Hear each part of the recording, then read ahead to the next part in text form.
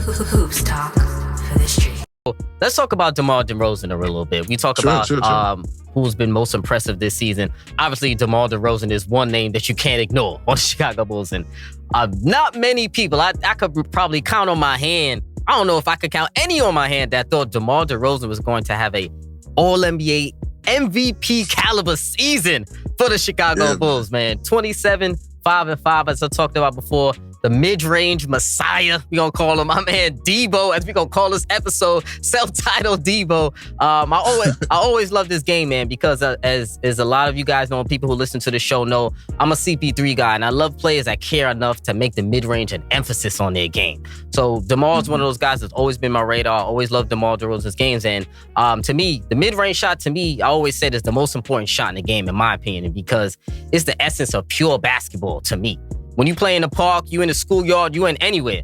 Half-court ball, there's no threes. It's only twos. It's only twos, layups, dunks. So everything is damn near mid-range when you're in the park, right? So everything is a mid-range. So that's why I always appreciate guys like KD, DeMar, CP, all those guys, because that's how we always play in school. There is no damn three-pointer. It's a straight mid-range, bucket for bucket. I don't care who's on me right now. There's no damn near no fouls called. So I appreciate that. Mid-range game allows for the most contact, I feel like, on the defender on a night-to-night basis. So like I said, I applaud those brothers for bringing back, not even really bringing back the mid-range, because real hoopers know, but really making it a point of emphasis to really focus in on the mid-range. So when he came over this summer, he signed a 3-year, $85 million deal.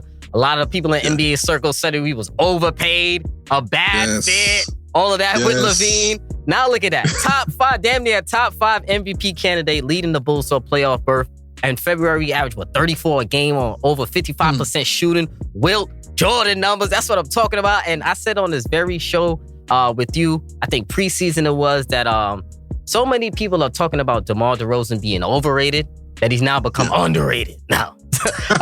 Underrated. A guy who averages over 20 points is underrated. So talk to me about what you've seen from DeMar DeRozan this season and how impressed you've been with DeMar DeRozan's NBA caliber season. MVP caliber season, excuse me. Man, I mean, how could you not be impressed with what you're seeing? There was a point in time in the season where every shot he took just felt like it was going in. Like, it was weird to see him miss a shot.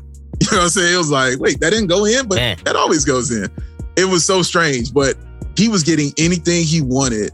But it wasn't just because teams weren't trying to guard him. His footwork is exquisite. Yes. You know what I'm saying? Like, it is amazing to watch his footwork out there. Like, and he makes those tough shots, you know, with those taking 3 pump fakes and fading and still, you know, draining that on you. That's not easy. You know what I mean? Those are tough, difficult shots. The arc. Oh, it's so nice. And he'll be fouled when he does it. You know what I'm saying? And he knows how to get to the free throw line at the same time. So it's been incredible, and it's been truly impressive and fun to watch. And then watching him do it in the fourth quarter too. Watching him do it in the money time when you got to have it. Spicy. He was always coming up big, and he carried this team pretty much all year long. And you just were wondering, man, when is it going to slow down? It's starting to slow down now because teams are double team. He said it recently. He said, I'm seeing more double teams than I've ever seen in my career. You know what I'm saying? Like, yo, man, that is a compliment. You know what I mean? That means you are killing us. That means you're that guy. We're not going to have a double team. You're that guy. And I mean, every time, not like a double team, every time you touch the basketball, 2 people are looking at you and wondering, what are you doing? That is saying a whole lot about the game that he has had this season. Yeah, he was definitely having that MVP kind of season. For me, he had reached as high as number 2, like on my list. He's not there anymore. I agree. Yours is what? Okay, yeah. He's not there anymore, and because that could change a lot of that day-to-day, week-to-week too. Correct. As your boy Steve, they say, it's fluid. It's fluid. You know what I mean? It's fluid, man. But and he's not there right now. But that's honestly, his thing was going to be because of winning. You know what I mean? So that's the other reason you had to include what he was doing, was because the Bulls were so high up in the East in the standings that you had to include that. Now they're slumping a little bit. You know what I'm saying? With the losing, then he comes down also. You know, that's just how it goes. But he's still having a phenomenal season. I love how you said that. Just he's so underrated he's so overrated that he's underrated. You know what I mean? Like that's so crazy, because it makes 100% sense when you say that, man. Like, you just forget like how good he really was, and I love that he came out and showed it this year for the Chicago Bulls, because he kind of put that complete game together. He kind of took what he did in Toronto and took what he did in San Antonio, and now we're reaping the benefits of both of that. Yes. You're seeing the scorer and you're seeing the facilitator at the same time. You know what I mean? So yeah, it's been great.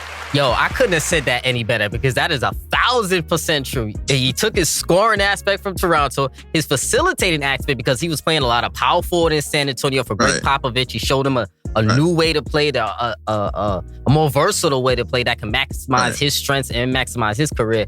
He put all of that together and he brought it into Chicago. And mid-range master, as we always knew, still gets to the rim as he always has before, and he's turned himself into a high-level facilitator. Like, I know a lot of people sneezing at 5 assists, but I'm like, listen, there's some point guards that don't give you 5 assists a night. Are you kidding me? This guy's he's playing the 2, 3, and the 4 right now. I don't know why NBA All-Star had him voted in as a guard. That was kind of weird to me, because he doesn't even play 2 guard for the Bulls, but he can play either one of those damn positions, 2, 3, and 4, and he facilitates a lot. He brings the ball up the floor a lot too. So DeRozan really, the progression of his game, and also in that aspect, one thing that we both didn't mention, the leadership.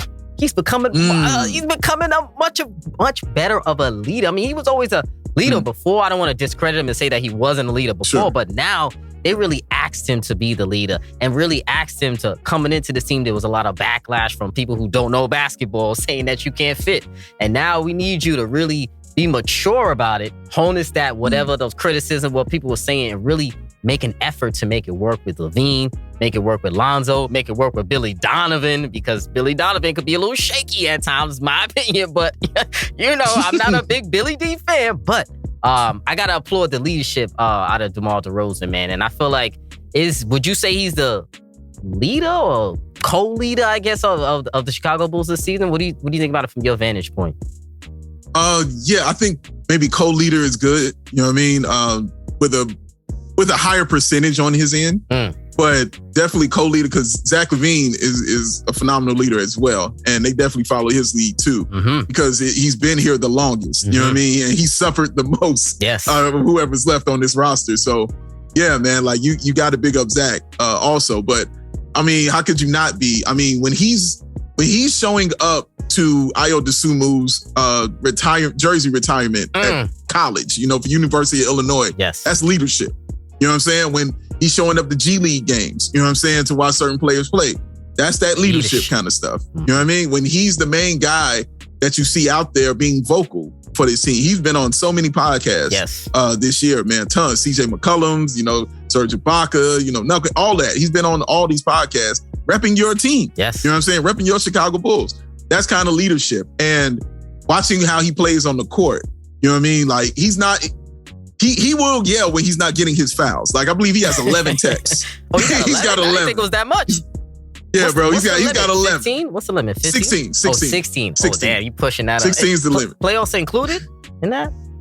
I think playoffs are included in that. Yeah, because it doesn't reverse. I think it goes on for the whole. Yeah. Oh, yeah. Yes. So he's pushing that. You know what I'm saying? But he's pushing that. He's getting up there. You know what I mean? And it's funny because I haven't really disagreed with his technicals and why he was upset. And I was like, yeah, I feel him. Like, yeah, he got fouled. Like, he's upset. Or yeah, the team is getting blown out and he doesn't like it. I'm watching him rip towels and stuff on the sideline. You know what I mean? Like, he's getting upset about that.